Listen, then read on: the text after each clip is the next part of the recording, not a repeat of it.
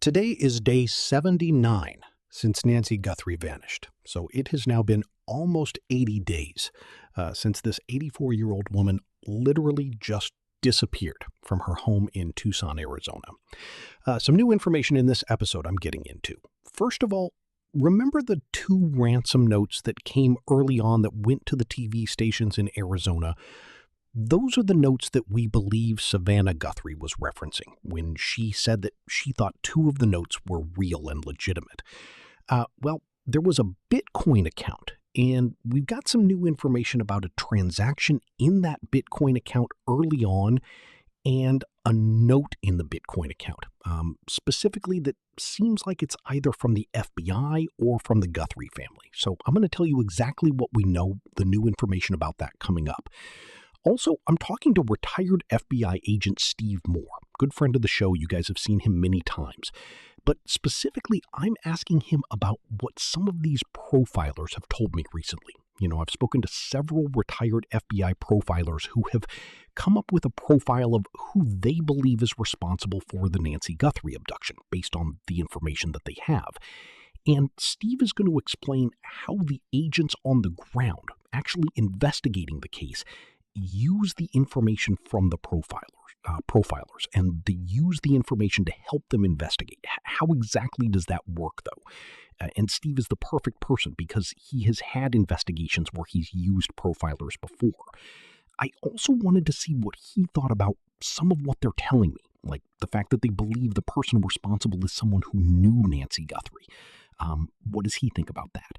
Plus some of these other details that they had, that it may have been retribution. I'm curious what Steve thinks because, again, he was one of the agents who was actually working the cases like this on the ground.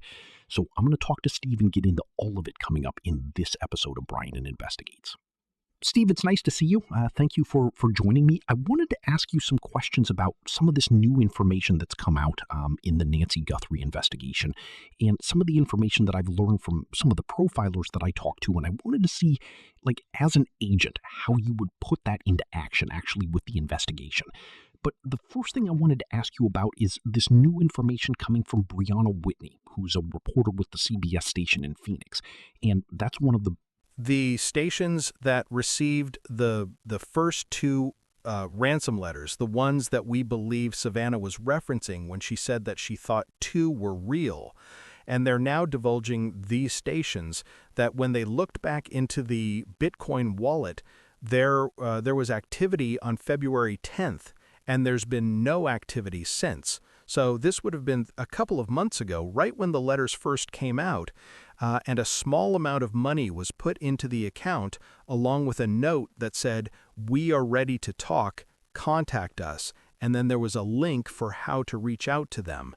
And there's no way to know for sure that that was the FBI or Savannah Guthrie, but it seems like it would kind of make sense. What do you think it means that they put that note in there, but it seems there was no response? Well, I don't think we know that there was no response. There was no response that was visible to us.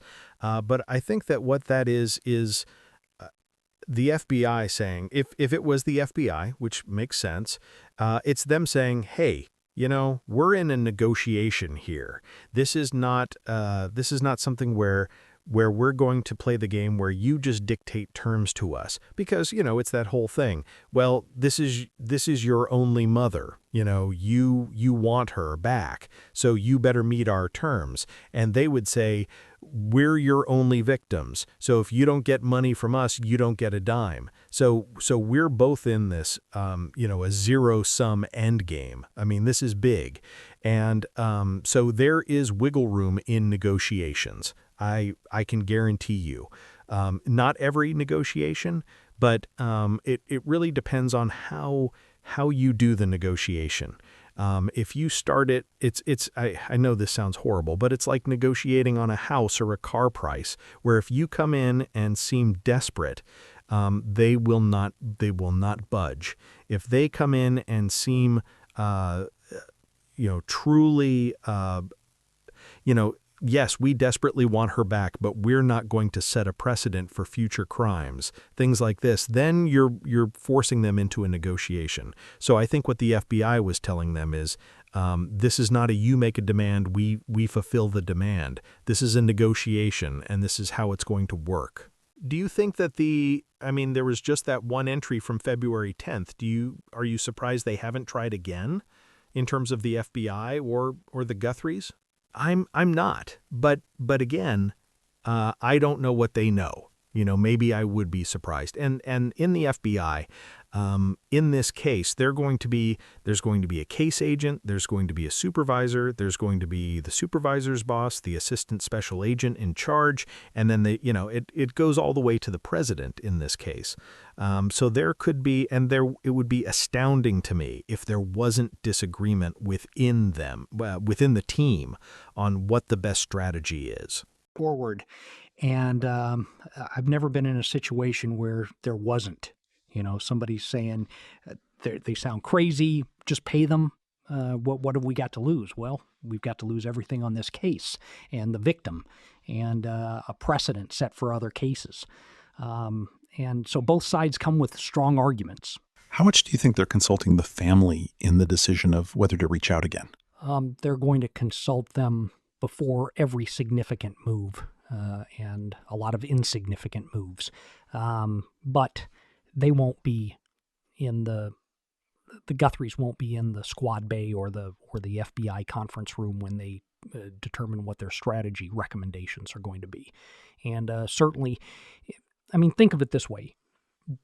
It is not this relationship, but it has some similarities to a person who is on trial.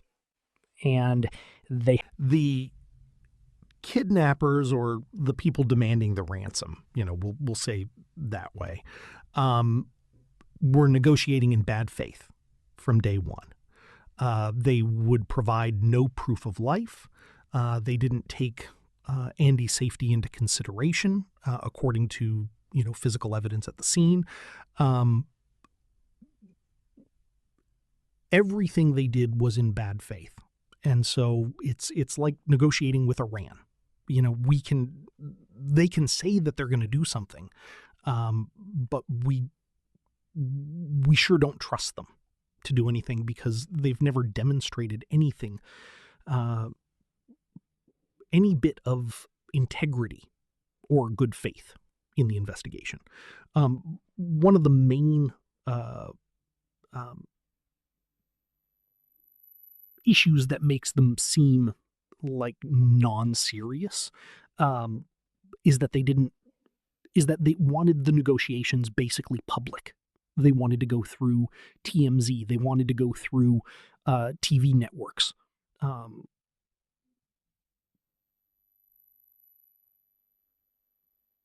Be an FBI agent coming to them privately and saying, based on everything we know, we don't think that Nancy's there to recover anymore. And so if you were, or they would say the chances of her being there to recover are infinitely small, and the people are not negotiating in good faith if they are the actual kidnappers. And so we don't think that there is value in pursuing this, this way of getting her back, meaning giving them money. Yeah. Interesting. I've spoken to a couple of profilers over the last week that I wanted to get your take on some of their theories and how, as an agent, you would put them into practice with the actual investigation. Dr. Gary Brocado, and this was really interesting because he based his whole theory off of statistics, like, actual statistics from. This is going to sound horrible, and I almost hope Savannah doesn't hear this, but I would probably go back as far as the time when Savannah became prominent on media, because I think that this is likely somebody who believes that Savannah has, infinite money and can pay ransoms. And so based on that theory of mine, that's where I would want to start, is when she became prominent on TV. and then you'd have to find out. Then I'd start my work from there. How do you do that? I mean, how do you go back that far? It's difficult. You have to go through all sorts of records. You have to, it's basically a record search. And, was there construction? I would go back through NY's bank account for all those years. Who did she pay? My guess is that she wrote checks.